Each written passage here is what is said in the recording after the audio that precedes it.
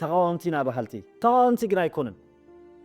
تقاومون نزبي إرترا راح يزمن كتو نحنا هنا تقاومتي الصوم كدعتي حنتي ميديا الله خطقصا زي دلي كلتش عن ما تقبر ميديا الله ناي نقو شدة تقبر حدا اقرا إرتراوي تمثل ناي نشت لام تقبر ميديا الله إذن عبزت أمو خوينو إرتراوي كونكونن دحنا يلو هو أيكونن أجونا عبزت أمو سلازة خده إرتراوي أيكونن إرتراون أي تفلطونيا ناي HIV تمينو مخيم إحنا HIV نايلوم زود صديرهم إحنا حق نزارب كنا مس جزيو خاخنا وصوينا سلازنا عيد حزوننا عيرت يوم مسلكا أتوم دك نسرخ نصهم تجاجو أبقى بيا دور هذا دور هو تصدق خمت فطرته نفعلت كنا خا مسانا زنبورو حنيمنا النابول زمدرون زدخرون زنبورو دناي مسلمين ناي حصوت ورقة إيزو كاب حكم الناس واتو نقصنا كاب أمان سلاز خونه دصددم نجوزهم دحرين سب حميمون دي مسبولو معات ورد زعباي معات ورد زي اللي زي نبرنا والزورف نفلطم كوينا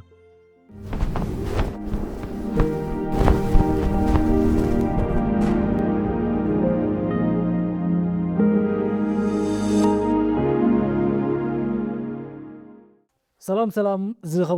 زخبركم تحتاتلتي إيرتريان ميديا نيتورك كميكانيهم كمغطاتا نايتي عبتفا على كورنعات مالت محبراوي قطوا بوليتيكاون كالت حساسات نحزنا لكم نمس لومون أبا أسر سعبناتو كمغطاتا حدا قاشا أفولي كورنع زعلنا حزنا لكم مسينا دلنا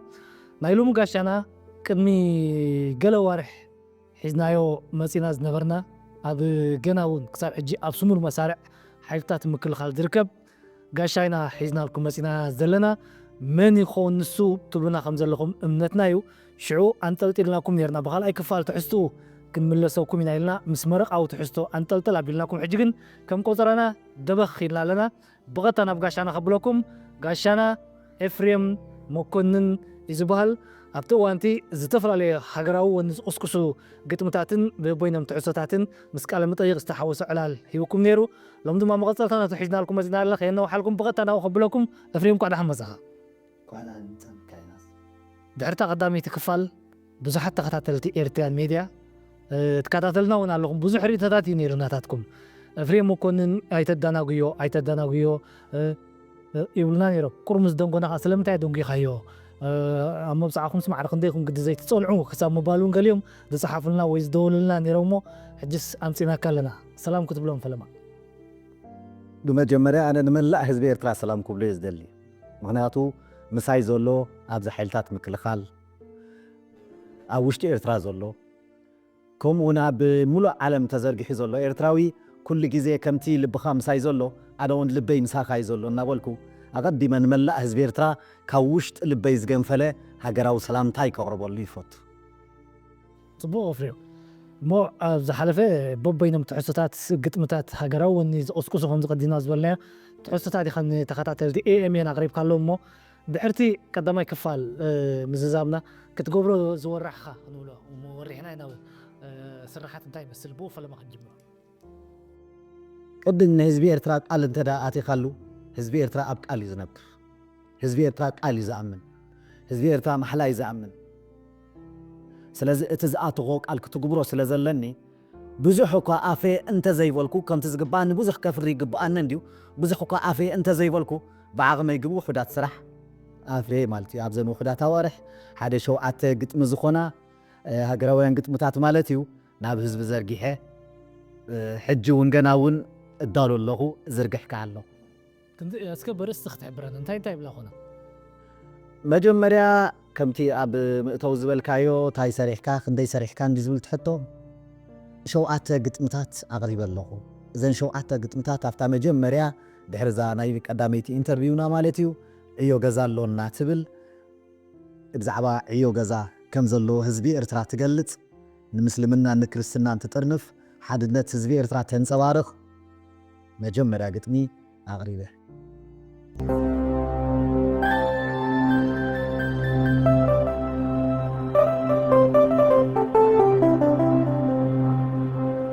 ايو غزالونا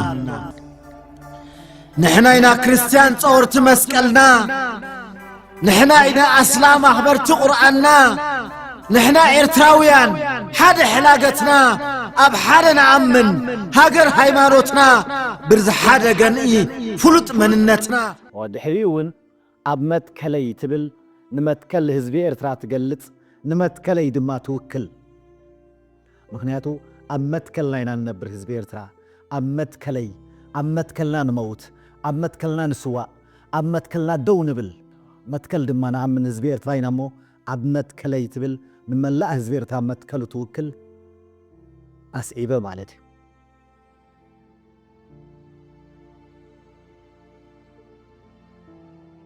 أنا أب متكلي قح زوفركو ناب قداماي زوريا صنعت مسكري متكلي شعبيا ميليتاري جيري ناي جغانو خدان شعوي أسيري مس هاجر قال كيدان قصيلا دما نتي أبنبان قربان زلو جغنا وارساي كالو يكاوار بتبلارس دما هيبيو اتا يكاوار جن نتي أب برخا زلو يكالو وارساي تراي كونتن توكل أب برخا زلو برز حازه زواغا الله خزبلان هاجر سوتراي كونن يكالو وارساي اتي أوشت كتما كويدن يدوكو زحبحب اتي أب دياسبورا خويدو سأرت سلاتي دو يلو زكاوم ኣለና ኤርትራ ዝብል ኤርትራ ዝብል ኣቦን ኤርትራ ደው ዝብል ምዕያ ትውክል እዛ ይካዋር ትብልካ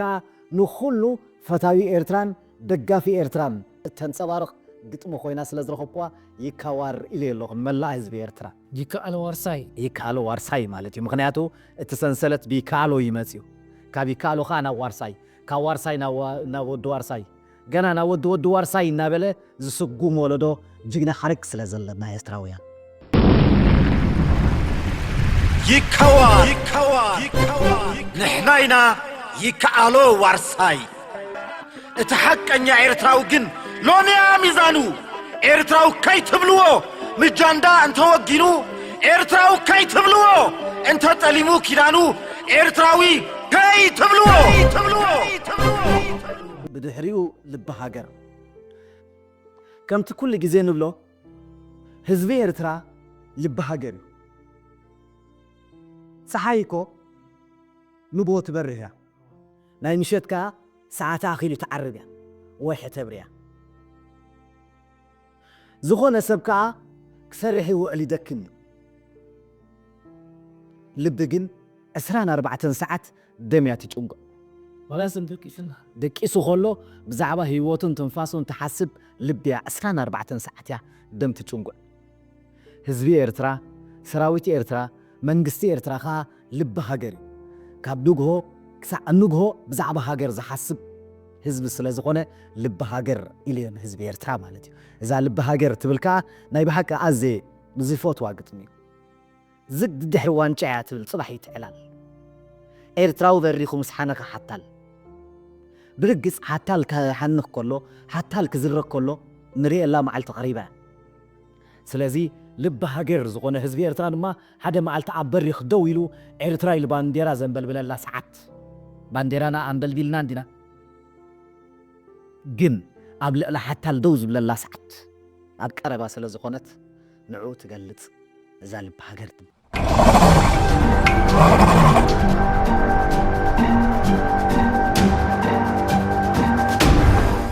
حزب إرترا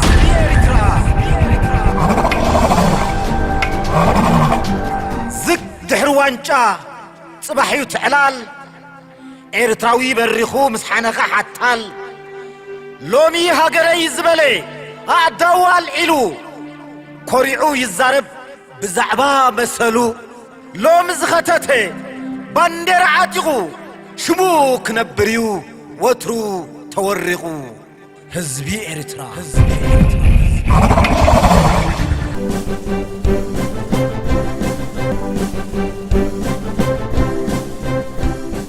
دمت خانو قد كم معدو زرحدهم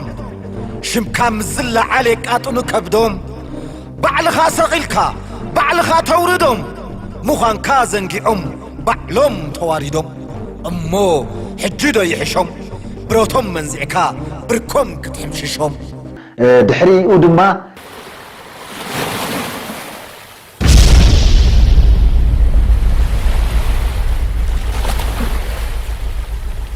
እዚዩ ሻዕብያ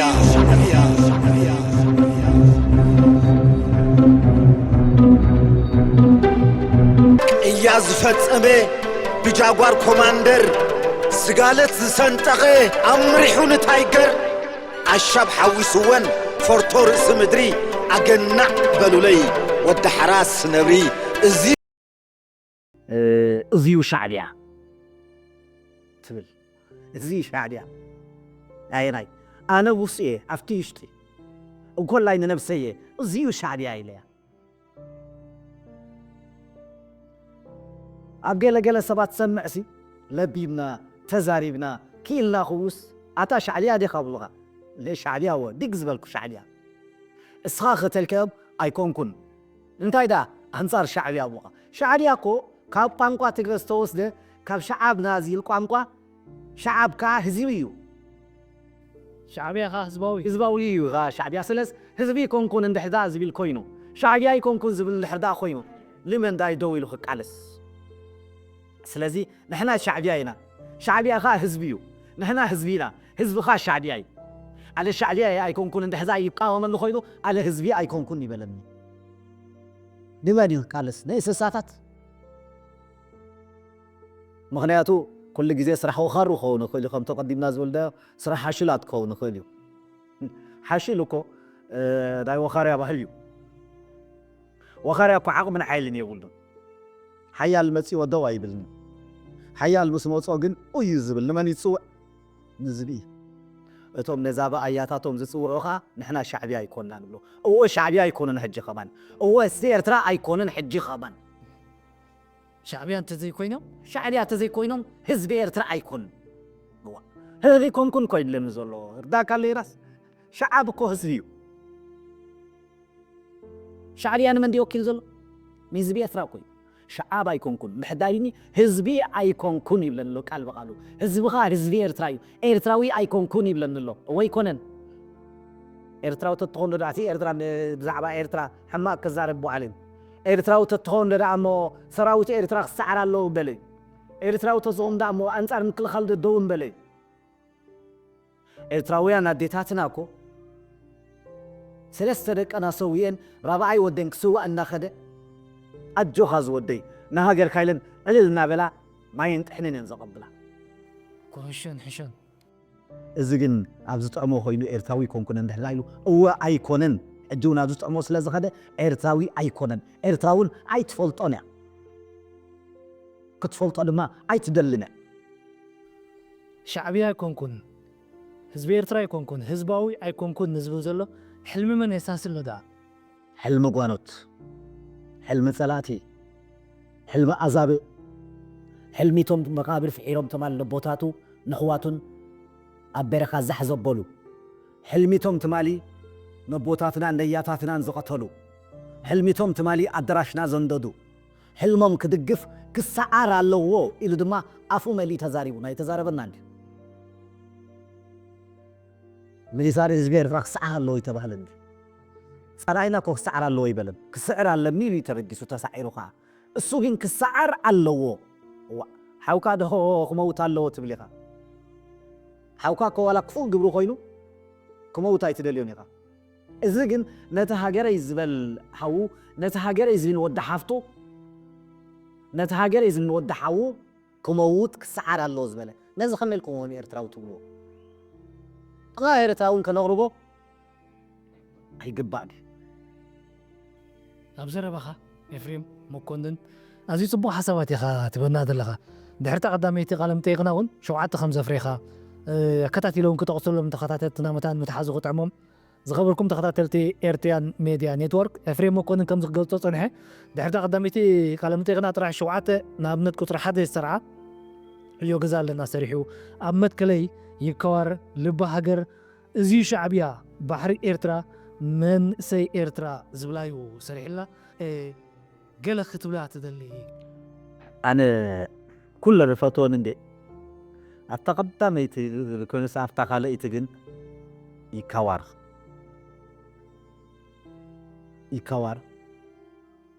نكل حزب إرترا توكل كل حزب إرترا خا يكوار يكال وارساي ኣይኮን ካን ይካሎ ዋርሳይ እስኻ ኣብ ዲያስፖራ ኢኻ ዘለኻ ኣይኮን ካን ይካሎ ዋርፋይ እስኻ ኣብ ገዛ ኢኻ ዘለኻ እንድሕር ዳ ኢልካ እታ ንኤርትራ ትድግፍ ይካዋር ኢኻ ስለዚ ይካዋር ብጣዕሚ ንኩሉ ዝውክለላ ግጥም እያ ገለጽ ከኸው ይካዋር ንሕራይና ይከኣሎ ዋርሳይ መሬት ቀውጦ ኮይና ትቀየር ዕምብረ ዘራያት ይንቀልው ይምፁ በብእብረ ዝነቕለና የለም ጽድዓትና ከም ዓረ ሻዕብያ ኣይኮናን እንተ ፈቲሕና ስረ ንሕና ይካዋር ንበሃል ዋርሳይ ይከኣሎ ኣይተሰዓርናን ሰለስተ ወራራት ምሽሾ ገጢና ሓምሽሽና ግንባራት እቲ ሓቀኛ ኤርታዊ ግን ሎንያ ሚዛኑ ኤርታዊ ኸይትብልዎ ምጃንዳ እንተወጊኑ ኤርታዊ ኸይትብልዎ እንተጠሊሙ ኺዳኑ ኤርታዊ ከይትብልዎ ንኸዳዕ ኤርትራዊ ኸይትብልዎ ሽሚ ኤርትራ ኣብ ከዳዕ ከይትብልልዎ ስሚ ኤርትራ ፍሉይ ክብሪ ኣለዎ ንኸዳዕ ኤርትራዊ ከይትብልዎ እርዚ ተንካፍ ነገር ኤፍሬም መኮንን ጽቡቕ ዝኾነ ሓይሊ ሓሳባትን መብርሂታትን ኢኻ ትበና ዘለኻውን ግን ኣብ ዘረባኻ ኤፍሬም መኮንን እንታይ ኣሎ ህዝቢ ኤርትራ ኣብቲ ናይ 30 ዓመታት መሪር ብሮታዊ ቃልሲ ብሓድነት እዩ ታሪክ ሰሪዑ ብርእሲ ሓያላን ኣይተሓገዘን ብጎረባብቲ ሃገራት ኣይተሓገዘን እኳ ዳ ንምግባጡ ተፈቲኑ ቀዳማይ ጸላኢ ልዕሊ 120,000 ዝግመት ሰራዊት ኢትዮጵያ እናሰዓረስ ናይ ጎረባብቲ ሃገራት ናይ በዓል ሱዳን በሎ በት ናይ ሽዑ ጠማምታ ናይ ርእሲ ሓያላን በሎ ሰቕጥን ኣፅዋርን መሃቡን ነቲ ትቃለሶ ዘለኻ ሓይሊ ነይሩ ህዝቢ ኤርትራ ክሳብ ሕጂ እውን ብሓድነቱ እዩ ዝፍለጥ ኣብ ደገ ይሃሉ ኣብ ውሽጢ ስለምንታይ እቲ ሓደ ሓደ ወይጦ ኣብ ደገ ምዝ ጭፍራ ከተሓበር ዝፍትን ኣበይ ኸይዲ ትንቕ ሓታ ኣበይ ከይዲ ትንቕ ኣቐዲመ ዳሓ ጋዜጠኛ ኮናልካ ኢናስ ኣብ መንጎ ሚሳይል ህዝቢ ኤርትራ እንታይ እዩ ኣነ ጋዜጠኛ ኣለኹ ሚሳይል ህዝቢ ኤርትራ ስታይ እዩ ሓድነት ሚሳይል ህዝቢ ኤርትራ ሓድነት እዩ ሓድነት እንተዘይህሉ ህዝቢ ኤርትራ ከም ሓሳቦም ቀደም ተበተነ እዞም ወይጦታት ንብሎም ዘለና እዞም ከዳዓት ንብሎም ዘለና ተቃወምቲ ኢና ባህልቲ ተቃወምቲ ግን ኣይኮኑን ተቃውሞ ንህዝቢ ኤርትራ ጥራሕ ዝምልከቶ ንሕና ኢና ተቃወምቲ እሶም ከዳዓት እዮም ተቋመርቲ እሶም ተቃወመርትን ከዳዓትን እዮም ብትኽክል ኣንቲኻ ምክንያቱ ንሕና ንካወም ተቃወምቲ ኮይና ንሕና ተቃወምቲ ኢና ኢሎም ንሕና ኢና ተቃወምቲ ንመን ንቃወም ንኣንጻር ህዝቢ ኤርትራ ንመን ንቃወም ንኣንጻር ህዝቢ ህዝባዊ ግንባር ንመን ንቃወም ንኣንጻር ሻዕርያ ከምቲ ዝበልኩ ኣብ ትግሪ ንኣንጻር ህዝቢ ነዚ ንቃወም ንሕና ኢና ተቃወምቲ ተቃዋማይ መን እንድሕዳልካ ኣንጻር ሃዘሩ ንዝለዓል ዝቃወም እዚኦም ግን ምሰላኢ ኮይኖም ከዲዑ ንህዝቢ ኤርትራ ከውድቑን ከስድዑን እዮም ዝስዕሩ ዘለዉ ምናልባት ከም ተቐዲመ ዝበልኮ ሕማም ክህልዎ ምኽእል ቅልውላው ናይ ዓደይ ዓድኻ ሕማም ክህልዎ ክእል ኣነስ ኤፍሬም እየ ናበይ ዓድኻ እንድሕር ኢልካ ንስ ካብ መበቆል ዓድኻ እንተትብለኒ ካብ መላእ ኤርትራ ካብ ዘለዋ ዓድታት ሓንቲ ዓዲ ተወሊደ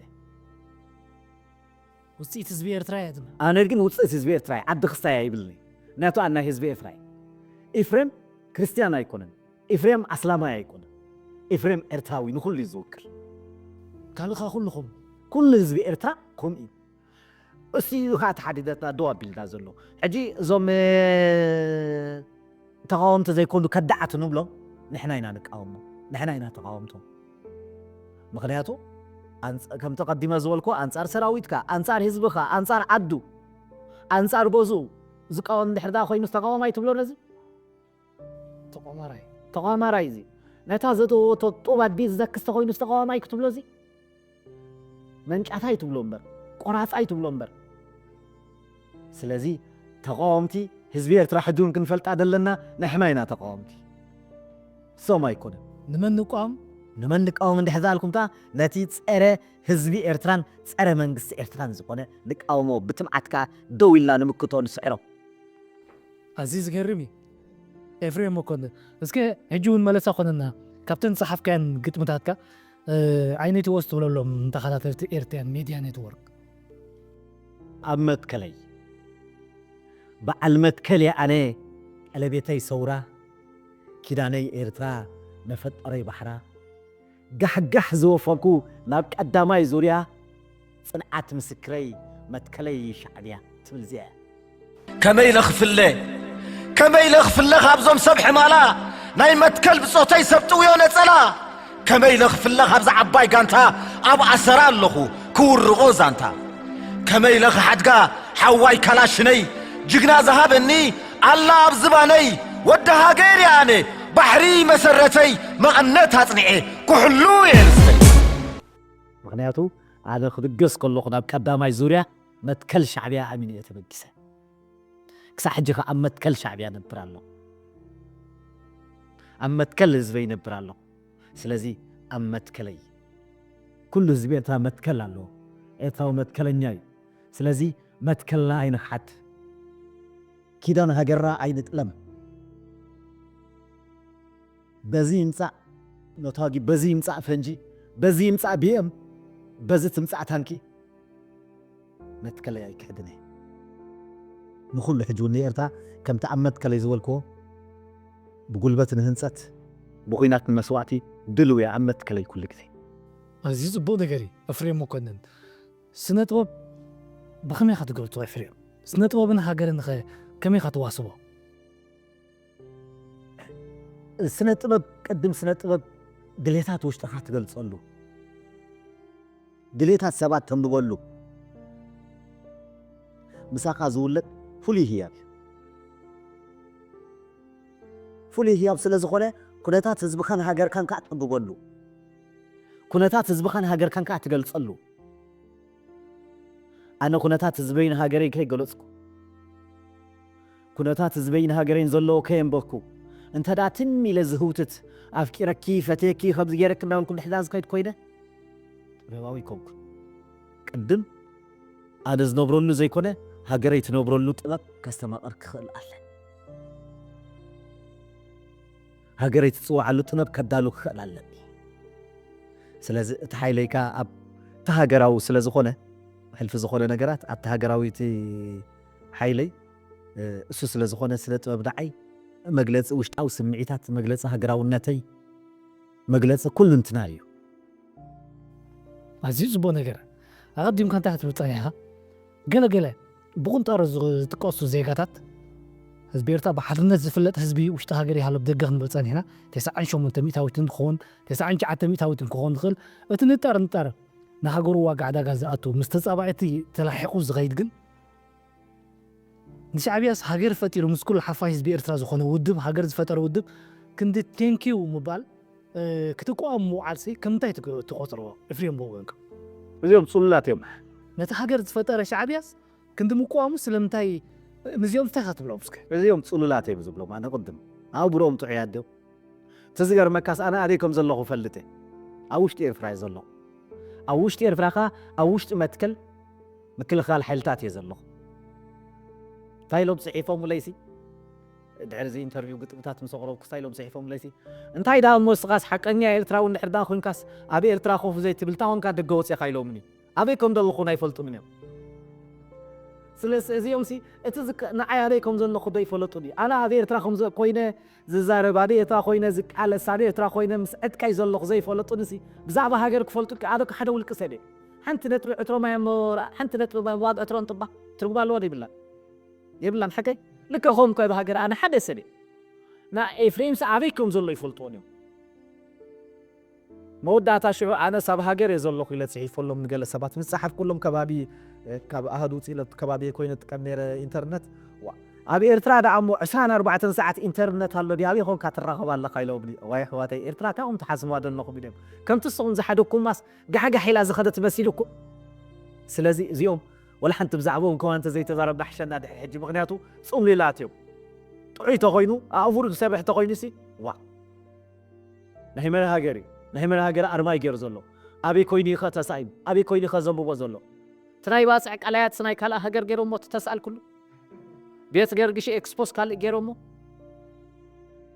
أبي نبع الخاص وتيها هديمك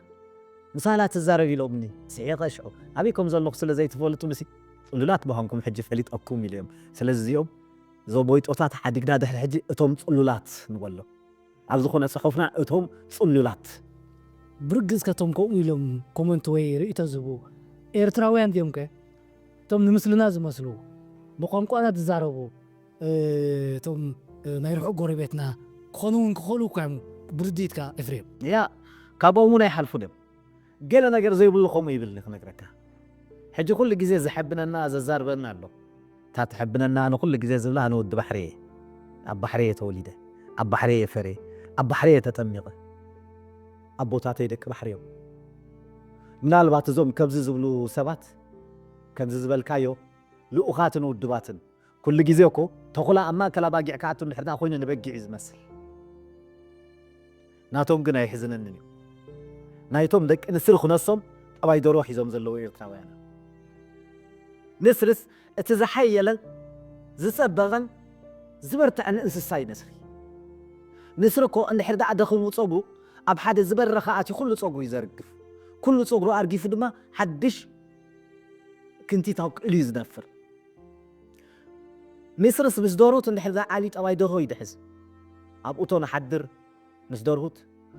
ደርሁት እታኾብ ሽላ ተመጪዎ ሃድም ደዋ ይብልኒ ስለዚ ንዓይ ድሕዙንን ኣይረት ይመስለካ እቶም ደቂ ንስሪ ክነሶም ተጋግዮ ኣብ ጋቢያ ደርሆ ዘለዉ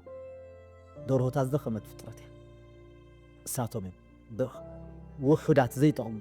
ዘይፈልጡ ርእሲ ኸማን ዘይብሎ ኤርትራ ፋይልካዮም ክምልሱልካ ዘይክእሉ ታሪክ ህዝቢ ኤርትራ እንታይ ኢልካዮም ክነብሩካ ዘይክእሉ እዚኣቶም እዮም ስለዚ ኣብ ጋቢያ ደርሆ ተዓፅዮም ኣብ ትሕቲ ፌስቡክ ኮፍ ኢሎም ክፅሕፉ ውዕል ወላ ሓንቲ ክገብሮ ዝኽእሉ ይብሎም ኤፋር ኣብ ዘረባኻ ኣብዞም ትብሎም ዘለኻ ክልተ ሚእቲ እዮም ኣይውክልዎን እዮም ነቲ ህዝቢ እቲ 98 ሚእታዊት እቲ ካብዚ ሃገር እውን ናብ ደገ ዝኸደ 98 ሚእታዊት ኤርትራዊ ኩሉ ግቡእ ገይሩ ዝኸደ ዋላ እቲ ግቡእ ዘይገበረ እውን ዝኸደ ተመሊሱ ንህዝቡን ንመንግስቱን እዩ ዝሰርሕ ተመሊሶም ኣንኮራ ገለገለስ ናይ ስዋእ ስድራ ቤት ዝሕዙ ዝጥውሩ ኣለዉ እቲ ሓደ ሓደ ከም ዝበልናዮ ክሳይ ዝዋፈር ግን ዘይጠቅም ክልተ ሚእቲ እውን ንዕኡን ዝውክሎ ኣይኮነን ስለዚ ብድምር ነቲ ካብዚ ሃገር ወፂኡ ኣብ ጎኒ ህዝቡን መንግስቱን ኮይኑ ዝምክት ዘሎ ኤርትራዊት ዝበዝሕ ቁጥሪ ዳርጋ 98 ዝኸውን ቁጥሪ እንታይ ትብሎ ንዕኡኻ እዚ ዳ እሞ ህዝቢ ኤርትራ ብሓፈሽኡ ንዕኦም ምስኦም ዝሕወስ ኣይኮነን እሶም ከዓ ንህዝቢ ኤርትራ ዝውክሉ ይኮኑ ህዝቢ ኤርትራና ጅግና ናይ ጀጋኑ እምበር ንሪኦ ከለና ኣብ ዲያስፖራ ዘሎ ህዝቢ ኤርትራ ካብ ኣዴታትና ዓዲ ጥላያን ቀደም ዝበሃል ነበረ ብሙሉእ ኣብ ሙሉእ ዓለም ዘሎ ርኢናዮ ኢና እኮ ምስ ህዝባዊ ግንባር ደው ኢሉ እኳ ናፅነት ኤርትራ ኣመስኪሩ ሕጂ እውን እኮ ነዚ እገዳ ደው ኢሉ ኣብ ኣፍ ደጊኦም እናኳሕኩዐ ዝተቃለሰን ዝመጎተን ህዝቢ ኤርትራ እዩ ኣብ ውሽጢ ሃገርን ደገ ኮይኑ እቲ ናይ ባዕቂ ኤርትራዊ ዘይሕጉሰና ከዓ ብኤርትራ እዩ ዝምጉት እቲ ዘይ ኤርትራዊ ግን ብነብሲ እዩ ዝምጉት ንሪኦም ኣለና ሓንቲ ሚድያ ኣላ ክተቕሳ ዘይደሊ ክልተ ጫማ ትገብር ሚድያ ኣላ ናይ ንጎ ሽዳ ትገብር ሓደ እግራ ኤርትራዊ ትመስል ናይ ንሸት ጥላም ትገብእ ሚድያ ኣላ ኣብ ገለርቲ ግጥምታትና ጠቒስና ስለ ዝኾንና የተገድሰናና ኣብኣ ኮይኖም ክማጎቱ ንሰምዕ ገለ ንፉዓት ኤርትራውያን ኣጋጊዮሞም ዝነበሩ ኣብ ሚድያታት ደለዉ ናብ ሃገራዊ መትከሎም ተመሊሶም ኩሉ እቲ ናቶም ጌጋታት ተረዲዮም ከዓ ብዛዕባ ኤርትራ ናይ ብሓቂ ክፅሕፉን ክዝምሩን ጀሚሮም ገለገለ ሚድያታት ማለት እዮም ሽዑ ንዓታቶም ምስኦም ስለ ዝነበሩ ካብኦም ሃዲሞም ከዲኦምና ኢሎም ክፀርፎም ጀሚሮም ክፀርፎም ምስ ጀምሩ ሕጂ ገሪሙኒ ክሰምዖም ከለኹ ኣነ እገለ በሃል ዓደይ ኣብ ከምዚ ወዲ ከምዚ ኣነ ፅሩይ ኤርትራዊ ከምዝን ስለ ዝኾንኩ እዚ ከምዚ ዝገብር ዘሎ ቆልዓ ግን ሓደ ምስኦም ኮይኑ ኤርትማን ኣምሓራ እዩ ጎንደር ይድውለድ ኣዲኡ ከምዚኣ ኣብ ውልቃዊ ክስታዮም እቲ ማሲ ሚድያስ ናይ ቆልዑት መፃወቲ ሓሸውየ ዝገብሮ እቲ ናይ ብሓቂ ኤርትራዊ ግን ምስኦም ሓሸውየ ኣይብልኒ ኤርትራ ብዛዕባ ኤርትራ ሙጉት ብዛዕባ ኤርትራ ዘርፍ ብዛዕባ ሃገር ዝምር ብዛዕባ ጥሜት ህዝቡን ፅጋብ ህዝቡን ጥሜት ህዝቡን ኣሓስብ ከምቲ ዝበልካዮ ቀዲምካ ክንደይ ደቂ ስዋ ዝጥውሩ ካብ ዲያስፖራ ኣሕዋትና ኣለዉ ክንደይ ፅጉማት ስድራ ዘይሕግዙ ክንደይ ዝሓመውን መድሃኒት ሕክምና ዝገብሩ ኣዝዮም ንፉዓት ዝኾኑ ኤርትራውያን ኣለውና ኣለና ልካ ሃገረይ ዝብሉ ያ ባንዴራ ኣብ ነብሶም ዓጢቖም ብዛዕባ ሃገሮም ዝሓስሙ ሕድሪ ስዋኣቶም ዘኽብሩ ኣለውና ስለዚ እዚኦም ብልቢ ከይተመስጎኑ ኣይሓልፉን እዮም ኤርትራ ከዓ ናቶም እያ ኣብ ስደት ዘለኻ ጅግና ኤርትራዊ رسخا يتدنيتكا خيتو طوي بهاتف تفريسا فتم كي تهمل أدراشكا دقف كين كاتنوع جمل إرتراوي ولا تتصدق هاجر يا مزمرو لبو أي شفتنيو معرم حورو الكامل لصلهم نتوم زمدرو من يخلق صلهم صباح مستسعرو جقنا خبر لكا نساتهم كحفرو كمتهم آياتاتهم بعتي أزي زبو نجرا قاشانا نتوم دعري لكم تحبرنا زلهم سنتو بنيا إفريم مكونني أبزح حلفة بقدمي كفال مساقاتكم الرخيبنا لو مدو مخم قطر أنا كم مبسعنا وبخلاي كفال تحسطوينا حيزنا لكم مسينا دلنا أفريم لو معلتي درو كابكرن مسيوك بزاون كأتوي تخيلنا باستدينا مسي زلو هيوات كميك أني مساقا زي زحلفة سلستو أرح إفريم ብጣዕሚ ጽቡቕ ምስ ኣሃደይ هيوات حيزتات ኣብ ስም ሰራዊት ብጣዕሚ ጽቡቕ ዝኾነ ህይወት ቀኒና ምክንያቱ ምስ ብዛዕባ ሃገር እምበር ካልእ ዘይሓስብ ሰራዊት ምስ ብዛዕባ እንታይ ክመፀና ይፅባሕ ንዓድና እታ ክንገብረላ እምበር ካልእ ዘይብል ሰራዊት ቀኒ ናይ ብሓቂ ከዓ ምስ ነገርኩም ቶም ምሳይ ዘለዎ ኣሃዱ ሰራዊት ሎሚ ከይደ ክራኸብ እየ ምስ ህዝቢ ምስ በልኩም ሰላም በለልና ኢሎምኒ ስለዚ ኩሉ ግዜ ኣብ ልቢ ሰራዊት ኣሎ እዚ ህዝቢ እዚ ሰራዊትካ ኣብ ልቢ ህዝቢ ኣሎ ስለዚ ሰራዊትና ጽቡቕ ኣሎ ንሕና ከዓ ኣዝና ጽቡቕ ኣለና صبو أفتح حلف قالفتي كان تايل كان يركا أتوم هذا خميت خلت خميت النسبة إرتراون زي وكل وويت أختات ناي تاريخ نحن أفتح حالتات من كل غن نحن بسراويت النهلنا حسيمنا زي بالناس أبتدق خينهم سراويت إرترا حسيمو نزولوس يجرمني إلكنا بس كلمو انتزان تاز جمله نحن بان تصبق كجربا كازت صبغ أنا ريهم كاي موت عاديهم دلهم دبلنا دلو كيتكم ديهم دبلنا دلو سلس ولا حنت أي حسمنا كجربا كسراويت إرترا مسون ديزلو أب هجراون نتيزلو ببو وانون مززوم صب حج سرحت أوشت سراويتي أوشت تدفع أوشت أهادي كوينون بزح سرح نادز بها قرب بدبالن سلازي أتم نحنا حماق اللهم دومنا الصم حماق اللو نحنا بتم نقصنا زنا كايدا بتم كل خال زمر حنا أمرارحة أمينا خيبلنا أمينا خيبلنا أم متكلنا لنا متكلنت قابنا يرخبني متكلنت ميتنا يرخبني متكلن جنزبنا يرخبني سلازي نحنا تانا من اللحنت أنكم متكلة سلازي أم متكلنا لنا متكلكم حدوقون نزبلنا إذا صلاعينا طرح نعيس عبون نزبلنا إذا صلاعينا طرح اتجينا مسانا زولو إرترا وخا نحنا خا مسؤول لنا أو وشتي يكون أو وصا زولو إزبي إرترا مسؤول لنا سلازو كل جزء عنكرت زباو جنبار عنكر يا زلا نتناتا داتايو نتزيناتا جن حالنجا خطوس الدلوتيا نالوات أيتللنا نايتبلنا زبلو كونو كل جن جزين معلتهم يتصبيو أيو جزانا بدحر عجي نابوم قوتسي نياتو بخالز نورنا أيو جزا ودينا هنا صبو إفريم تايز بحر على كل جزء تدقاقامو ندو أصلا زلنا حلتات من كل خال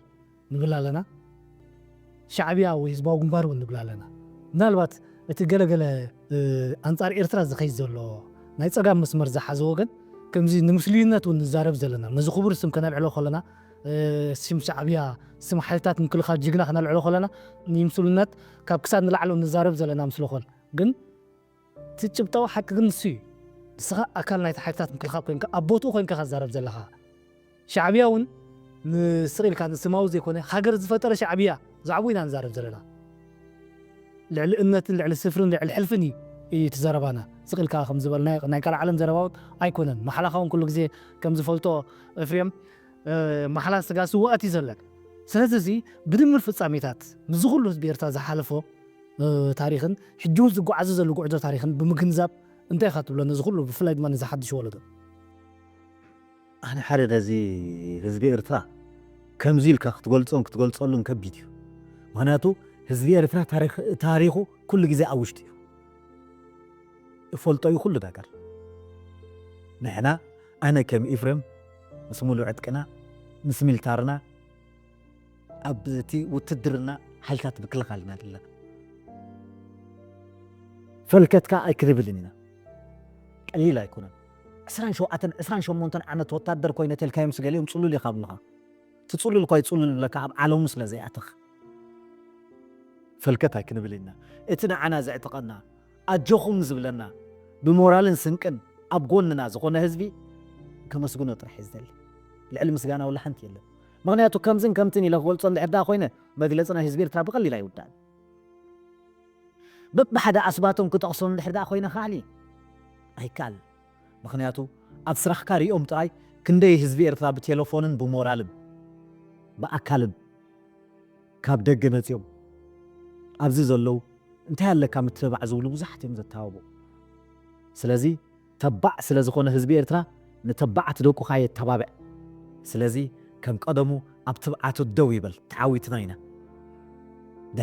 ድሕሪ ሓፂር ግዜ ይብል ነይሩ ኤፍሬም ክበሃል ኣብ ኤርትራ ቅልውላው ዝበሃል ኣይክረአን እዩ እቶም ገለገለ ጽውላት ዝበልናዮም ብቁፅሪ ቁንጣሮ ወይ ጦታት ድማ ሕርፈቶምን ሕንከቶምን ክንርኢ ኢና ድሮ ተለልዮም እዮም መን እቲ ናትና ወይ መን እቲ ዘይናትና መን እቲ ብጌጋ ምስኦም ዘሎ መን እዩ ከዓ እቲ ዘጋግ ዘሎ ተላሊና ኮይና ተላሊና ኢና ሕጂ ጽቡቕ ጌርና ተላሊና ኢና ንፋለጥ ኢና ኸ ኣብዚ ኮን ፈልጦም ብዙሓት ኣለዉ ገርመካ ምሳና ዝነበሩ ኣብ ሓይልታት ምክልኻል ዝነበሩ ሓኒምና እናበሉ ዝምድሩን ዘዳኽሩን ዝነበሩ ብናይ ሕማም ብናይ ሙስሊምነት ናይ ሓሶት ወረቐት ሒዞም ካብ ሕክምና ዝወፁ መንግስትና ከዓ ኣማኒ ስለ ዝኾነ ድሰደዶም ንገዝኦም ድሕሪኡ ሰብ ሓሚሙ እንዲ ምስ በሎ መዓት ወረ ብዛዕባይ መዓት ወረ ዘየለ ዘይነበረ እናበሉ ዝዘረፉ ንፈልጦም ኮይና በዓር ዝወረ ኢሎኻ መንግስት እንደገና ዝረኻኸቡ ኣለዉ ሓንቲ ኮይ ገበሩላ ናይ ኤች ኣይቪ ተሚኖም ኮይ ምሕና ኤች ኣይቪ ናይሎም ዝወፁ ዲሮም ሓቂ ክንዛረብ ክና ምስ ግዜኡ ኻ ክንውፅኦ ኢና ሕጂ ኻ ያይ እንታይ ድበሃል ዝብስ ኣብ ዘይፈልጦ ኮይኑ ቆርቦት ኣንፅፉለይ ይብል እዚኦም ከዓ ኣብ ዘይፈልጦም ህዝቢ ኣብ ዘይፈልጦም ዓዲ ኣብ ዘይፈልጦም ቦታ ኮይኖም ምስ ሓደ ሚኒስተር ምስ ሓደ ጀነራል ምስ ሓደ ፕሬዚደንት ከም ዝራኸቡ ኮይኖም ክውትቱ ክንሰምዖም ከለና ናይ ብሓቂ ኢና ንስሕቕ ምክንያቱ እቲ ሕንቀቶም ስለ ንፈልጦ እቲ ምትላሎም ስለ ንፈልጦ ስለዚ ትማል ኮይም ዝዘርፉ ነይሮም ብዛዕባይ ማዕተወሮ ብሉ ነይሮም ገና ወረ ክቕፅል ይብዕል እዮም ሕማቕ ወረ ምክንያቱ ብተግባሮ ስለዚ እቲ ጅግና ግን ኣቦቱ ኣሎ ህዝቢ ኤርትራ ከዓ ኣብ ጎኒ ሰራዊት እዩ ሰራዊት ከዓ ኣብ ጎኒ ህዝቢ ኤርትራ እዩ ስለዚ ኣጆኹም ኣለና ኣብ መትከልና ኣብ መትከል ደው ንበል ጥራሕ ኣብ ዘረባኻ ግን ኤፍሬም እንታይ ኣሎ እዞም ክተቕሶም ፀናኻ ሓደ ወይጦታት ናይ ታሪክ ክንዲ ነቲ ሓይልታት ምክልኻል ንፀሓይን ቁርን ተፃዊሩ ዘሎ ሓይልታት ምክልኻል ክድግፉ ዝሓስቡ ክንዲ ንልምዓት ኤርትራ ንህንፀት ኤርትራ ረሃፁ ዘንጠብጥብ ዘሎ ሓይልታት ምክልኻል መንእሰይ ኤርትራ ድራር ሓይልታት ምክልኻል ክብሉ ዝግባእ ስለምንታይ ብናይ ተፃባትና ቋንቋ ጫቕጫቕ ክብሉ ዝውዕሉ ስለምንታይ ወላ እቲ መራሒ ናይዚ ሃገር እዚ ዝበሃል እኳ ሓቂ ንምዝራብ ተራ ናብራ ህዝቢ ዝነብር ሳርያ እንተኸዲኑ ኳዩ ጎኒ ሓይልታት ምክልኻል ኣብ ህንፀቶም ልምዓቶም ክሳተፍ ዝውዕል ስለምንታይ ናቲ ሓቂ ክንክሕዶ ንፍትን ዝሓደ ብደገ ዘለዎ ማለት እየ እቶም ወይጦታት ንብሎም ዘለና ክልተ ኻሚትን ህዝቢ ኤርትራ ግን ዘይውክልዎም እስከ እዚኣቶም እንታይ መልእኽቲ ተመሓላለፍ ናብ ሓንቲ ልምዕቲ ጀርዲን ክትኣቱ እንዳዕዛ ደሊኻሲ ሓፁር ክትኣልለካ ሓቂ ሓፁር ተዘይኣለኻ ክትኣቱ ኣትኽእል ኢኻ ነታ ግራት ትኣቱ ኣትኽእል ፍረታታ ክትብገብ ትኽእል ኣይትኽእልን ኢኻ ህዝቢ ሰራዊት ኤርትራን መራሒ መንግስቲ ኤርትራን ከዓ ሓፁር ኤርትራ እዩ ስለዚ እሱ ተኣልዩ እሶም ከውደኽድኹ ንፀላኢ ሒዞም እንዳብልዓለይ ስተይለይ ክጎብዋ ንኤርትራ ዝደልዩ ስለ ዝኾኑ ብዙሕ ኣይንግደሰሎም ኢና ዓቕምኻ ይብሎምን ሓፁርናኻ ድልዱል እዩ ፅኑዕ እዩ እቲ እሶም ዝኽተልዎ ቃና ግን ቃና እዛ ጭፍራ ወያነ ስለ ዝኾነ ክንነቕሓሎም ግን ይግባእ ዋላ ብቁጥሪ ውሑዳት ተኾይኖም እንተኾኑ ከምቲ ሓደ ቁማል ስረ ይፍትሕ ሓደ ኸዳዕ ከዓ ሃገር ይፈድሕ ዝተባሃለ ንቕሓትና ግን ኣብ ትሕቲ ዝኾነ ይኹን ኩነት ክብርኽ ከም ዘለዎ እቲ ንሓ ኩልና መልእኽቲ ክገርመካ ዮናስ እዚኦም ክሃድሙ ከለዉ እኮ ኣፍልጦ ናይ ፖለቲካ ይህደሞምን ሓንቲ ይፈልጡን እዮም ድፈልጦ ይብሎምን هلكام هو مخازي يكون سبات يمكو زياتهم بقبرهم أتالي لهم ساري قوم تأتي لهم كيدهم كم اللوسون لحدا خوينهم كا تزتاللكايو ستا كون له خئل له دو إلهم مزاربو تريوم حدا نفع سب تركب كان منغو أنت زارب دولو تريو لخ التلفزيون با كم زخم يدوي تقعد على كم يدوي أقول قلو دينير قال موت قال اختبل تصنح زخ أخيدو قال مو اختبل تصنح أتا زاني حنت فابريكا أنا قال دومو سرحت نياتات منتيلو زخ دندي بلوخا هيك مالي بحمامي تحدى خا قال موت بلو موت أنت زخ تحدى سبز بارون تحنت الناس على نيراتو بزخاني بزقو دايفكا قال نيرو بزي ترابو لخا خمس قبر نيرو بدي حين أي كندز جنزب مليونات حيزون يتأفيو كم يجيروهم اللي ساو خيدو مخنياتو كحتاتيو سلازق حتات اللي حدا قوينو نسو تاع بوليتيكا زوتو بوليتيكان هاغراونتن زي كونه ولقاوي قصلي تناي بحق زخدا إرتاوكو تناي بحق استسدكو تسديدو قد قداي نجروم قداي كتشون سعيبوها قداي هاغوري تقبر طلو زكو إرتراو إرترا كاتقبوله سعمو يا خا إرترا زيوم بقصلهم كيدو قصلهم كخويو قصلنا كانوا مزفتنو حماقات قد زيوم تايد لهم موداتا كم تقدم زولكها زخونه سبك صحف لهم كله اب زخونه يكون اب يوتيوب اب انترنت اب قال حنتك على هيبكم الله تصلوا لي بولم تصلولات كسع زحاوي يتصللوا يرتاقنا حزب إرترايا نا حزب إرترايا قتفلته كحاوي يوم مس حاوي كو حدا معلت كردوم كو حدا معلت اتات خمس نقبرنا برخ الناس عقيم صوموا لحاتيات يركاس كاب سونيك سعر حاتيات جيبو حزبنا سبنا اديتات تنسي قدام كو خيتنا سحنا بتخسنا ياتوني مكو كناس عقيم حدا معلت كم ناس زوقيم إرترا ግን كتنبريا نا حزب إرترايا شعبيا ግን كنبري حزباو ግንባር ግን كنبري تحلف تتكا حزباو ግንባር فلتو أنا تعزو أبي وتي زوجين زحرقنا حدا نجر نتاي دحر ده هليو نحدا أركان جنا نحدا نإرترا زفت أرسب كنا أسوأ شموخ زنطل خلو بتعني زحمن أنا يحطونني يوم زعبان وصوم سلزي فلتو سلزي حجون إرترا نايتوم جيجان نايتوم المسوس ساعات يخوني يحيزهم زعبا إرترا زحاس مزنبرو سنسلت كوينا نابانا كوانا خانا بكنا تحلف زلا إرترا سلزي إرترا كيرني أنا إرتراويانا كفولتو فاتيوم تساليهم كا نقدميهم ملو حمام منشروط حد كذا منشروط حد للناس أبزي أتمت زيان لا تقرصات يتخيل سوم كان لا تقرص الناس تسقى يخطف فيهم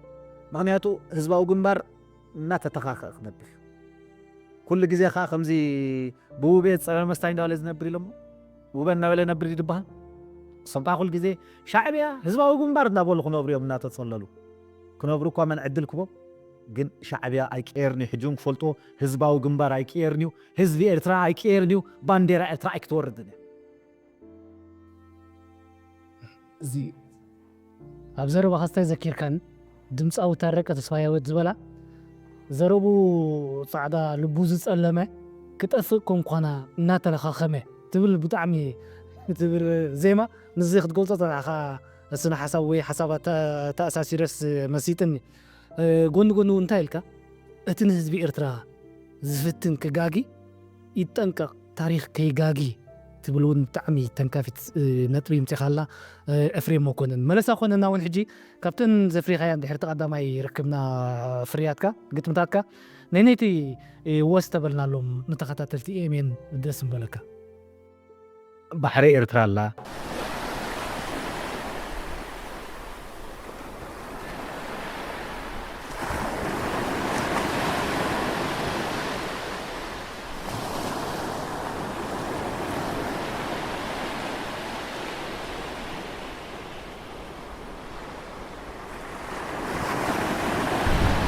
بحري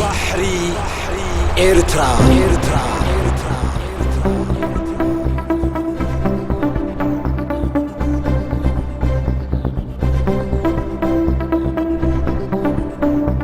وشتم زمشمشة لغلغات مغابر لسانة تمكحتم هجر كي تنبر نبحري أي تتمت لي نبلم أي تمنيوا سلام كيبلكو اللغم حلوة أبن جاهز باو جنبار عكرت سوساتات الله عمز قبا كتعليها سوسات ولا انتو بعبعو كوينوم كمرا فلتي حنتياتم الكم اتاقطعن بحتي بزوحات انتفكرو داي حاشرات كارما جقنايو زاخلم ዘጥፍኦም በልማማ ንሕና ጥራይ ንስማ ኤፍሬም መኮንን እስከ ትግዜው እንታይ እዋን እዩ ዝኸይድ ዘሎ ናብ ምጥቕላል ገጽና ክንከይድና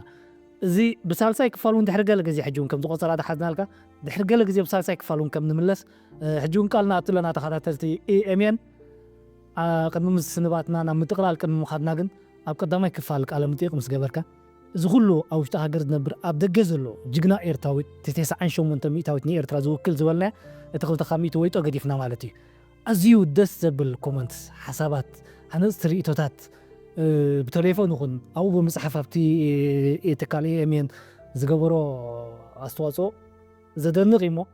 በዚ ጋጣሚ እዚ ብኣካል መፂኻ ከለካ ባዕልኻስ እንታይ ኢኻ ክትብሎም ኣነ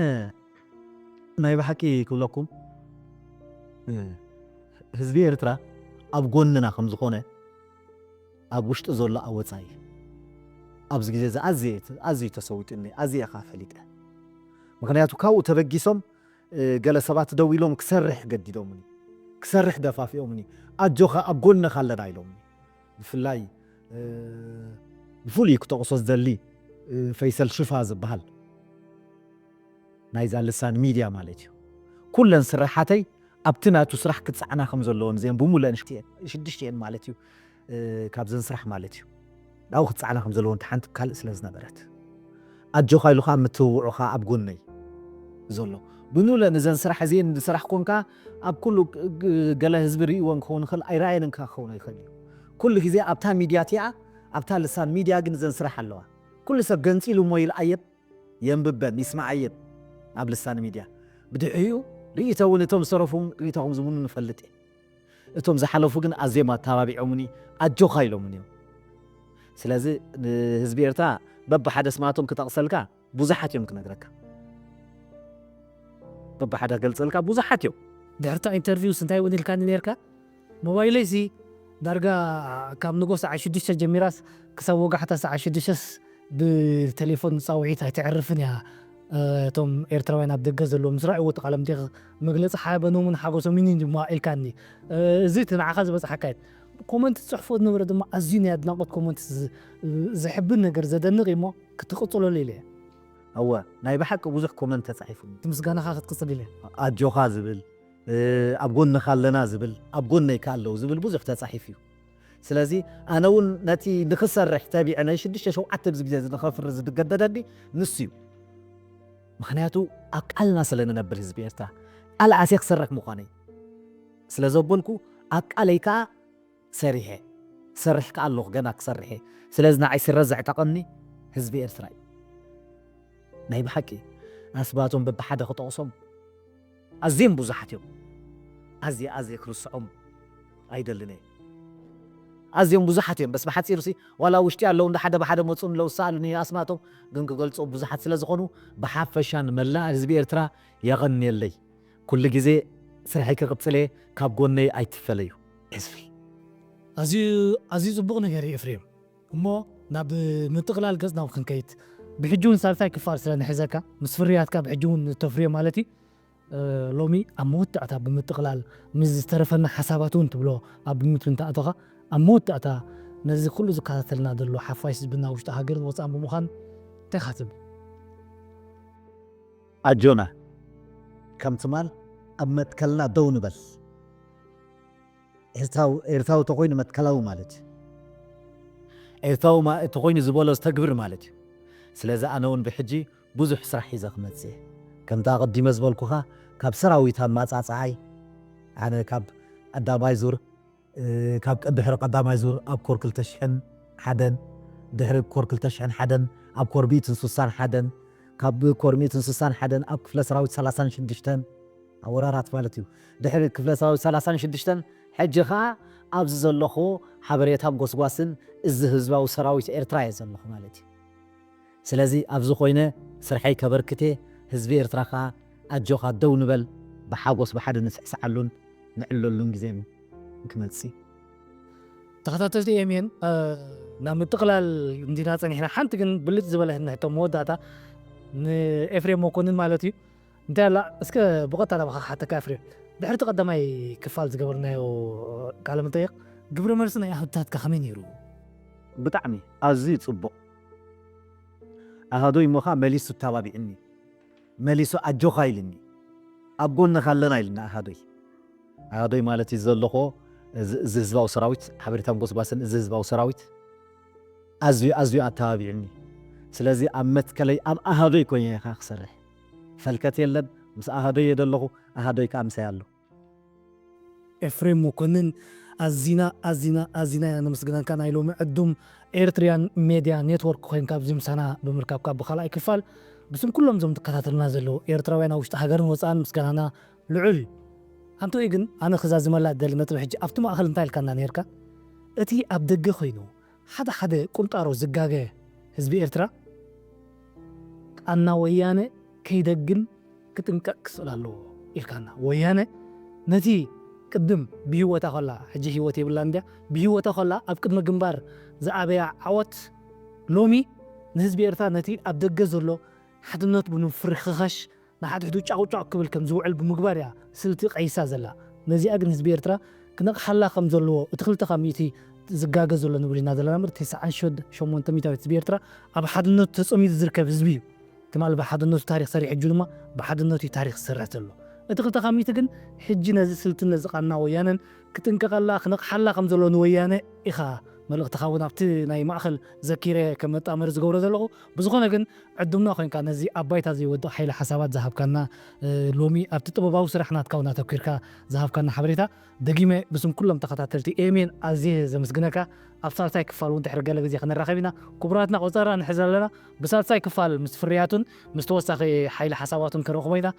ንሎሚ ግን በዚ ከኣኽለና ኤፍሬም ኣዚና ነመስግን ሞ ክቡራንን ኤርትሪያን ሚድያ ኔትወርክ ምሳኻትኩም ፀሓና ድማ ብምድላውን ብምቕራብን ዝመደብ ዮናስ ኣብርሃም ገራልፈ ብወገን ሰኣልተይ ድማ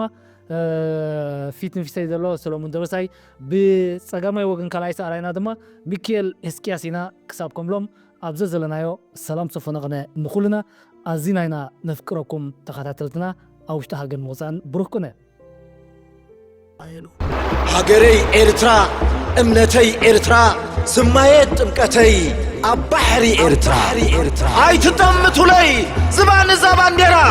መንፈስ ናይ ሰማዕታት ትንፋስ ይሓፁራ ማንም ንኸይደፍራ ከይትትንከፍ ክብራ ኣለዉ ጀጋኑ ዘጽንዑ ሓደራ ባሕረይ እዩ ባሕሪ ኤርትራ